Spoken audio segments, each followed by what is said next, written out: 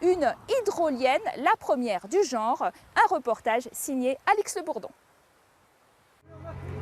Ce matin sur le port de Brest, Jean-François Davio est dans les starting blocks. Plus qu'une ultime étape pour voir se réaliser le projet d'une vie. Il embarque sur ce navire pour aller raccorder son hydrolienne à Ouessant. On va aller voir ce qui se passe.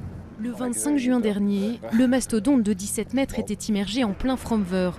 La force de ce courant, l'un des plus puissants d'Europe, va permettre à la machine de répondre à 15% des besoins en électricité de l'île bretonne. Une première en France à valeur de test, mais le directeur de Sabella en est convaincu. Il s'attaque à un marché d'avenir. C'est un gisement industriel et d'emploi pour Brest. S'il y a, je sais pas, 200 hydroliennes à construire pour le Fromveur et d'autres pour, bien évidemment, d'autres sites à l'export. À 42 km de là, à l'extrême ouest de la France, Ouessant compte moins de 900 habitants. Seules 3 hydroliennes plus puissantes suffiraient à fournir ce petit bout de terre en énergie. Alors les projets de centaines de machines en effraient certains. Hop, c'est bon. En période creuse, cette Ouessantine pur jus embarque des touristes sur le bateau de son mari pêcheur. L'occasion de faire découvrir le patrimoine écologique des abords de l'île. Donc on va s'approcher le plus possible de Nividic. L'hydrolienne a été installée en plein cœur d'une réserve naturelle. On n'a pas essayé les premières éoliennes sur le Mont Blanc, quoi.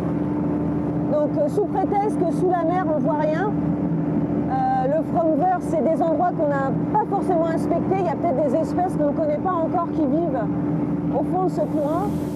Des doutes qui devraient vite être levés car au fond de l'eau, la machine est bardée de capteurs. Ils vont permettre d'étudier l'impact sur la faune marine.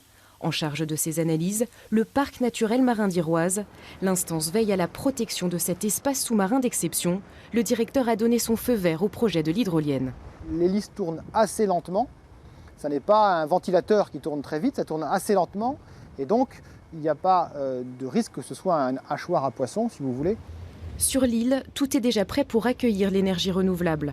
L'engin devrait vite être relié à ce câble et fournir de l'électricité après transformation. Ce container en fait a une fonction de contrôle de la machine, mais également d'adaptation de la tension, le voltage en fait.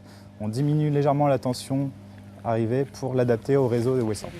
À l'heure actuelle, Ouessant dépend de 7 centrales pour son électricité.